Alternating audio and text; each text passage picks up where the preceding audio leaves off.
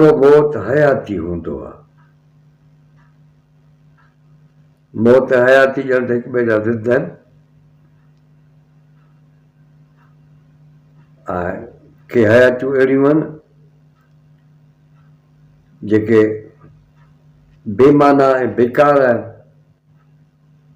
उन्हनि जो को बि जेको आहे सो न फ़ाइदो आहे न लाभ आहे। जंहिं हिकिड़ा माण्हू धरती ते आया आहिनि अटे ते चटीअ, जीअरा आहिनि, हलनि पिया, घुमनि पिया, फिरनि पिया, खाइनि पिया, सभु कुझु, पर कंहिं कम जा कोन, न को क़ौम खे फ़ाइदो, न को घर वारनि खे फ़ाइदो, ऐं बसि उहो पंहिंजे जेका पेट जे लाइ पैदा थिया आहिनि। ऐं के मौत एॾा वॾा लाभायता ऐं शानदार थींदा आहिनि जो न अजाई हयाती खां लख दफ़ा उहे वॾा आहिनि, पर उहे मौत ॼण त हयाती थींदा आहिनि, ॼण ज़िंदगी थींदा आहिनि। जेके माण्हू क़ौमुनि खे ज़िंदगी ॾेई विया हलिया, क़ौमुनि खे आज़ादु करे विया हलिया। उहो शहर यादि थो अचे, जिन जिन माण्हुनि जंग लड़ी ऐं पंहिंजो वरितो नंग लड़ी, से क़ौमूं थियूं आज़ादु बिटाए। ऐं उहे माण्हू अॼु बि ॻाइजनि पिया। दरिया ख़ान वज़ीर आज़म हो ॼामंदे जो,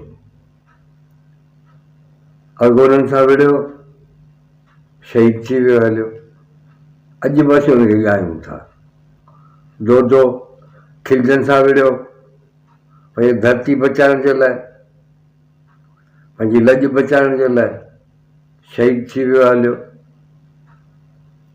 अॼु बि ज़िंदा आहे, माना आहे त मौत, मरी वियो हलियो, शहीद थी वियो हलियो, माना ज़िंदा थी वियो। शहीद जी माना ई ज़िंदा आहे।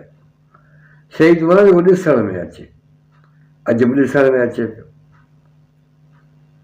राजा ॾार अॼु बि ज़िंदा आहे, पंहिंजी क़ौम तां सिर ॾेई वियो हलियो। होशू अॼु बि ज़िंदा आहे। मीर आहिनि जिन कंप्रोमाइज़ कई, कंहिंजो बि नालो कोन्हे को एकड़ ॿेकड़ खां सवाइ, अॼु बि ज़िंदा आहे। छो त उन चयो मासूं सिंध न ॾेसि, माना भले मरी वञूं पर सिंध न ॾींदासीं।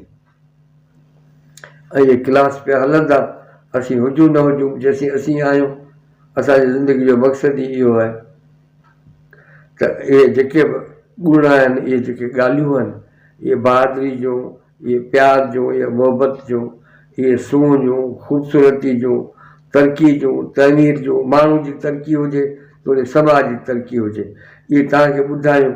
इहा तव्हांजी अमानत आहे। महिरबानी तव्हांजो। फ़िलहालु मोकिलायूं था, वरी सुभाणे जेका ॿिए कंहिं मौज़ूअ सां तव्हां सां गॾु पाए। महिरबानी तव्हांजो। सदा ख़ुशि हुजो पंहिंजे ॿचड़नि सां।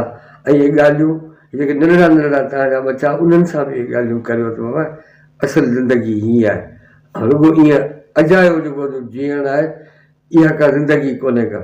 सजायो जेको मौत आहे, उहो अजाई ज़िंदगी खां बहितर आहे। महिरबानी।